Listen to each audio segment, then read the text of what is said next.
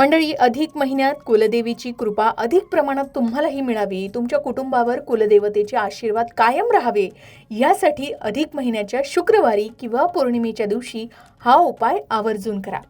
हा उपाय अगदी साधा आणि सोपा आहे, तो म्हणजे कुंकुमार्चन. हा उपाय अधिक महिन्यातील शुक्रवारी आणि पौर्णिमेच्या दिवशी करणं खूप शुभ मानलं जातं. या दिवशी सकाळी सूर्योदयानंतर किंवा संध्याकाळी प्रदोष काळात शांत मनानं कुलदेवीला कुंकुमार्चन करावं.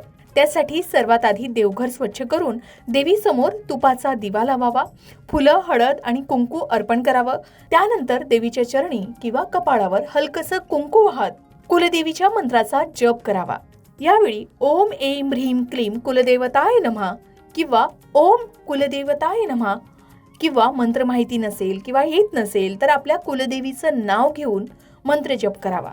असं मानलं जातं की या पूजेमुळे घरातील नकारात्मकता कमी होऊन घरावर येणाऱ्या अडचणी दूर होतात, मानसिक शांतता मिळते, घरात भक्तीचं वातावरण निर्माण होतं आणि अडकलेल्या कामांमध्येही मार्ग दिसू लागतो.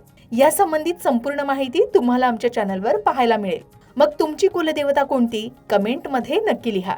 आणि अशाच धार्मिक माहितीसाठी आत्ताच लोकमत भक्तीला फॉलो करायला विसरू नका.